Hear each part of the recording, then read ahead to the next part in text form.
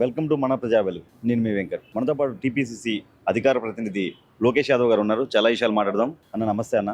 కవిత గారు శాసనమండలిలో కన్నీరు పెట్టుకున్నారు. అలాగే కొన్ని వ్యాఖ్యలు చేయడం జరిగింది. నిన్న మొన్నటి దాకా కేటీఆర్ హరీష్ రావు మీద టార్గెట్ చేయడం జరిగింది. నిన్న ఏదైతే మాట్లాడడం జరిగిందో మొన్న డైరెక్ట్ కేటీఆర్ ని టార్గెట్ చేసినట్టు చాలా అవినీతి జరిగింది. కాళేశ్వరం విషయాలు కానీ, లేదంటే అంబేద్కర్ విగ్రహం కానీ, సెక్రటరియట్ కానీ, కలెక్టరేట్ విషయాలు చాలా అవినీతి జరిగిందని చెప్పడం జరిగింది. దీన్ని ఎలా చూడదు? ఖచ్చితంగా కవిత గారు ఏదైతే ఆరోపణలు చేశారో ఆ ఆరోపణలకి ఖచ్చితంగా వాళ్ళు సమాధానం చెప్పాల్సిన బాధ్యత వాళ్ళ మీద ఉంది. కవిత గారు దాదాపుగా చాలా రోజుల నుంచి ఆరోపణలు చేస్తారు. ఇంతవరకు హరీష్ రావు కానీ హరీష్ రావు కానీ, కేటీఆర్ కానీ, కేసీఆర్ కానీ, సంతోష్ రావు కానీ ఎవరు కూడా ఒక్కడ కూడా బయటకు వచ్చి ఆరోపణలు చేయట్లేదు. అంటే మీరు వచ్చి వివరణ ఇవ్వట్లేదు. కవిత గారు చేసిన ఆరోపణలకి మీరు ఒక్కళ్ళు కూడా సమాధానం చెప్పకపోతే ఖచ్చితంగా తెలంగాణ సమాజం మీరు ఖచ్చితంగా అవినీతి చేశారని నమ్మకం. నిజంగా మీరు చేయకపోతే, నిజంగా మీరు అవినీతి చేయకపోతే, నిజంగా మీరు నిశ్చలుడైతే, నిజంగా మీరు అవినీతి పనులు కాకపోతే మీరు బయటకు సమాధానం చెప్పాలి. నెంబర్ 1. నెంబర్ 2, కవిత క్లియర్ చెప్తుంది. హరీష్ రావు పలానా దాంట్లో పలానాకు ఇన్ని వందల కోట్లు అభివృద్ధి చేసిండు, పలానా ప్రాజెక్టులు ఇంత తీసుకోడు అని క్లియర్ చెప్తుంది కదా. దొంగని క్లియర్ చెప్తుంది. ఇలా పలానాడు పలానా టైంకి పలానా ఇంటికి పోయాడు, పలానా కాడికి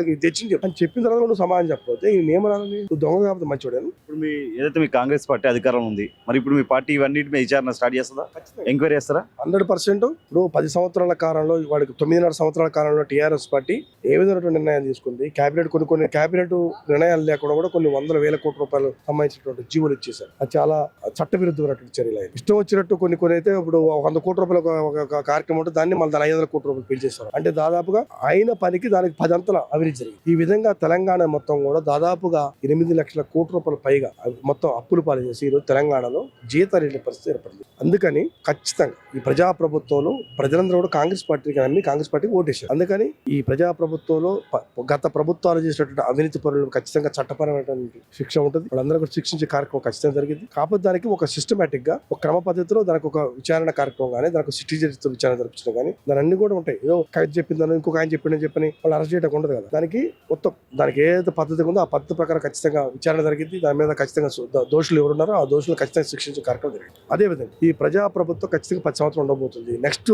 5 సంవత్సరాలు కాంగ్రెస్ పార్టీ అధికారంలో ఉంటుంది. ఈ అధికారంలో ఉన్నటువంటి కాంగ్రెస్ పార్టీ ఈ రోజు చూసుకుంటే జీతాలు లేని పరిస్థితి కాంగ్రెస్ పార్టీ ఈ గడిచిన 2 సంవత్సరాల కాలంగా ఎంతో చెమట వచ్చి పెట్టుబడులు ఆహ్వానించి ఈ ప్రభుత్వాన్ని ముందు చేసే కార్యక్రమం చేసుకుంటారు. రోజుగా డెవలప్ అయ్యే కార్యక్రమం చేస్తారు. అదే సంక్షేమ కార్యక్రమం, 500 రూపాయల గ్యాస్ కార్యక్రమం కానీ, ఉచిత బస్సు కార్యక్రమం కానీ, తెల్ల రేషన్ కార్డు 10 సంవత్సరాల కాలంలో ఒక్క రేషన్ కార్డు కూడా ఇవ్వలేని పరిస్థితి. ఈ రోజు రేషన్ కార్డు లేవు. ప్రతి పేదవాడికి కూడా సన్న బియ్యం అందే కార్యక్రమం చేస్తారు. విద్యార్థులకి కాస్మెటిక్ ఛార్జ్ ఇచ్చే పరిస్థితి ఏర్పడింది. ఇవన్నీ కూడా యూనివర్సిటీలకి, ఉస్మానియా యూనివర్సిటీకి పోయి 1000 కోట్ల రూపాయలు ఇచ్చే పరిస్థితి. మిగతా యూనివర్సిటీలు కూడా డెవలప్ చేసి విద్య పట్ల కానీ, వైద్యం పట్ల కానీ, వ్యవసాయం పట్ల కానీ పూర్తి స్థాయిలో వాళ్ళకి అభివృద్ధి చేసే కార్యక్రమం. అంటే ప్రతి పేదవాడికి కూడా గల్లా ఎత్తుకొని సగౌరవంగా ఆత్మవిశ్వాసంతో బతికే విధంగా ఈ ప్రభుత్వం ముందు చేసుకుంటుంది కార్యక్రమాలు. అందుకని ఈ రోజు బీసీల పట్ల కూడా 42% రిజర్వేషన్ ఇచ్చే కార్యక్రమంలో జనాభా లెక్కలు చేయడం, ఇవన్నీ కూడా ఈ ప్రజా ప్రభుత్వం చేసే ప్రతి కార్యక్రమంలో పేద ప్రజల కోసం చేసిన కార్యక్రమం. అందుకని ఈ టీఆర్ఎస్ పార్టీలు ఖచ్చితంగా ఆరోపణలు చేస్తారు. అవన్నీ వాళ్ళు చేసే ఆరోపణలు పసరైన ఆరోపణలు. అసలు కవిత చెప్పేటటువంటి ఒక్క ఆరోపణలు కూడా సమాజానికి దమ్ములేని వ్యక్తులు ఈరోజు కేటీఆర్ మాట్లాడుతారు. సహనం కోల్పోయి ఇష్టం వచ్చినట్టు ఒక రాష్ట్ర ముఖ్యమంత్రిని పెట్టుకొని ఇష్టం వచ్చిన అసలు నువ్వు సమాజానికి ఏం చెప్తున్నావు? ఈ సమాజానికి ఏం చెప్తున్నారు మీరు?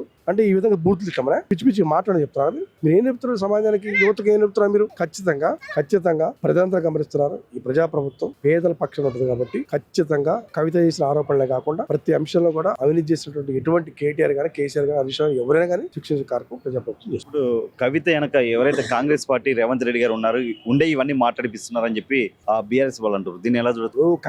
కవిత మాట్లాడే మాటకి టీఆర్ఎస్ పార్టీకి, కాంగ్రెస్ పార్టీకి సంబంధం ఉందా? అసలు రేవంత్ రెడ్డి గారికి సంబంధం అండి. నాకు అర్థం కాదు. ఇప్పుడు మేము ఆడంటే అంటే కాంగ్రెస్ పార్టీ ఆడమంటే అసలు శాసన మండలి లేచిందా? అంటే కాంగ్రెస్ పార్టీ వాళ్ళు ఒట్టేమంటే పిల్లలు మేము ఒట్టేసిందా? అంటే కాంగ్రెస్ పార్టీ ఒట్టేమంటే వాళ్ళ ఇలవేలిపోయినటువంటి అధ్యయుడు మేము ఒట్టేసిందా? ఇవన్నీ అసలే ఆరోపణ చేయొచ్చు. పార్టీకి వచ్చే అవకాశం ఉందంటారు కవిత గారు. అట్లే కాంగ్రెస్ పార్టీ ఆల్రెడీ అధికారంలో ఉంది. మా కాడ మస్తు నాయకులు ఉన్నారు మా దగ్గర. ఇక వచ్చి కొత్తగా వచ్చి మా కాడ చేసేది ఏం లేదు. మా కాడ నిజంగా ఆ పెద్ద శక్తివంతులు ఎంపీకి ఓడిపోయి కదా. ఆమె కాంగ్రెస్ పార్టీకి వచ్చి ఏం చేస్తుంది? మాగానే మస్తు మంది నాయకులు, చాలా మంది నాయకులు ఉన్నారు. ఇంకా మస్తు మంది నాయకులు యువత మొత్తం తయారు చేస్తున్నాం కూడా. ఎస్సీ ఎస్టీ బీసీలు అందరూ కూడా ఈ వర్గాలు ఉన్నటువంటి యువత మొత్తం కాంగ్రెస్ పార్టీ హైకమాండ్ రాహుల్ గాంధీ గారు, ఖర్గే గారు, సోనియా గాంధీ గారి నాయకత్వం తయారవుతుంది. కాబట్టి మాకు ఎవరు అవసరం లేదు. ఈ పార్టీ ప్రజల పార్టీ, ఈ పార్టీ పేద పార్టీ, ఈ పార్టీ బడుగు బలహీన వర్గాల పార్టీ. కాబట్టి ప్రతి సంక్షేమ కార్యక్రమం, ప్రతి రూపాయి కూడా పేదవాడకు అందే కార్యక్రమం చేస్తుంది. ప్రతి రూపాయి కూడా పేదవాడకు పంచే కార్యక్రమంలో కాంగ్రెస్ పార్టీ ముందుకు వచ్చింది. కాబట్టి ఎవరు అధైర్యపడాల్సిన పని లేదు. ఖచ్చితంగా ఈ 10 సంవత్సరాలు భారతదేశంలో నెంబర్ 1 స్థానంలో తెలంగాణను ఏర్పాటు చేసుకునే కార్యక్రమంలో అదేవిధంగా రేవంత్ రెడ్డి గారు బట్టి విక్రమార్క గారి నాయకత్వం తెలంగాణ ముందుకు పోతుంది. 2047 విజన్ తోటి ముందుకు పోతూ ఈ తెలంగాణ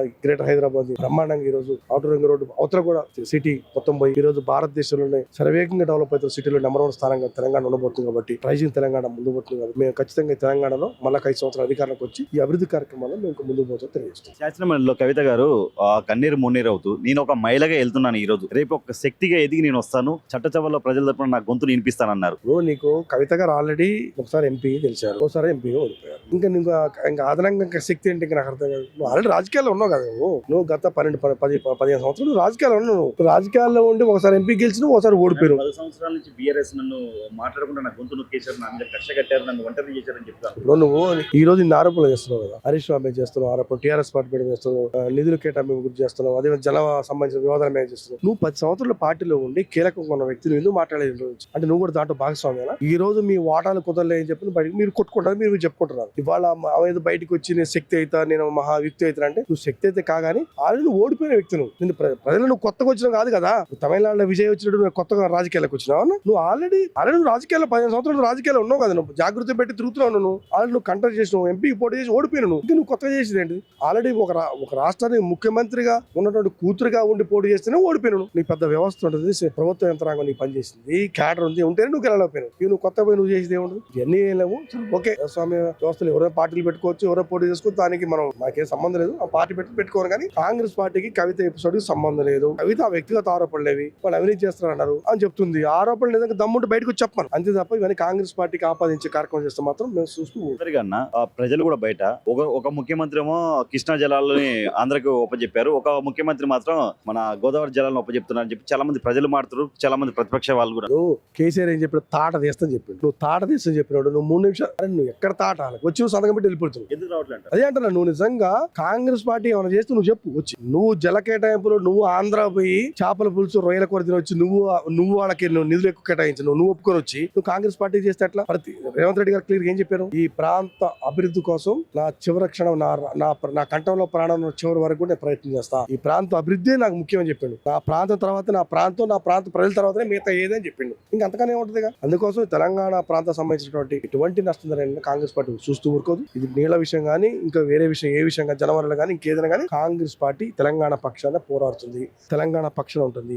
దీంట్లో ఎటువంటి సందేహం లేదు. ఖచ్చితంగా కాంగ్రెస్ పార్టీ ప్రజల పక్షాన తెలంగాణ పక్షాన ఉంటుంది కాబట్టి నిధులు కేటాయింపు విషయం కానీ జలవనరుల కేటాయింపు విషయం కానీ కాంగ్రెస్ పార్టీ ఎటువంటి వెనక్కి తిరిగే ప్రసక్తి లేదు. చివరిగా ఇప్పుడు 2028-29లో మళ్ళీ మీరే అధికారంలో ఉంటామని మీరు చెప్తున్నారు, కానీ సారే రావాలంటారు ప్రజలు మాత్రం మళ్ళీ బీఆర్ఎస్ కు పట్టం కట్టే అవకాశం ఉంది 2029 బీఆర్ఎస్ నాయకులు అంటారు. దీని ఎలా చూడండి? ఇంకా సారు లేరు, గీరు లేరు. సార్ పని అయిపోయి ఎక్కడ సారు ఫామ్ హౌస్ కొనుక్కుంటే ఇంకా సార్ ఎక్కడ ఉండు? అసెంబ్లీకి రాని సారు, నువ్వు ప్రతిపక్ష నాయకుడుగా నువ్వు శాలరీ తీసుకుంటూ వచ్చి అసెంబ్లీకి రానటువంటి వ్యక్తులు రేపు ముఖ్యమంత్రి ఏం చేస్తావా? ఇక్కడ నీతో అయ్యేది ఏం చెప్పు, నీతో అయ్యేది పోయేది అయిపోయాయి. సారు పని అయిపోయింది, కారు పని అయిపోయింది. కాంగ్రెస్ పార్టీ ఇంకా 5 సంవత్సరాలు మళ్ళీ అధికారంలో మేము ఉంటాం. ఇది రాసి పెట్టుకోండి. ఎవరు ఎన్ని కుట్రలు చేసుకుని ఎన్ని అనుకున్నా కానీ ఈ తెలంగాణ ప్రాంత అభివృద్ధి మా లక్ష్యం. ప్రతి పేదవాడికి సంక్షేమ కార్యక్రమాలు అందించడం మా లక్ష్యం. ప్రతి రైతుని ముఖంలో చిరునవ్వు చూడటం మా లక్ష్యం. ప్రతి నిరుద్యోగ ఉద్యోగాలు కల్పించడం మా లక్ష్యం. ప్రతి మహిళను ప్రతి డ్వాక్రా మహిళని లక్షాధికారులు చేసే విధంగా ప్రయత్నం చేయడం మా లక్ష్యం. ప్రతి పేదవాడు, ప్రతి బడుగు వర్గాలు, ప్రతి గిరిజనుడు, ప్రతి ఆదివాసీయుడు, ప్రతి బీసీ వర్గాల మొత్తం కూడా రాజకీయంగా ఆర్థిక సామాజిక రంగాల్లో పరిపుష్టి సాధించి ముందుకు పోసినట్టు వాళ్ళ ముఖంలో చిరునవ్వు చూసే విధంగా ప్రభుత్వం ఉంటుంది తప్ప వాళ్ళకి అభివృద్ధి చేసే కార్యక్రమం ప్రజా ప్రభుత్వం ఉండదు. Thank you.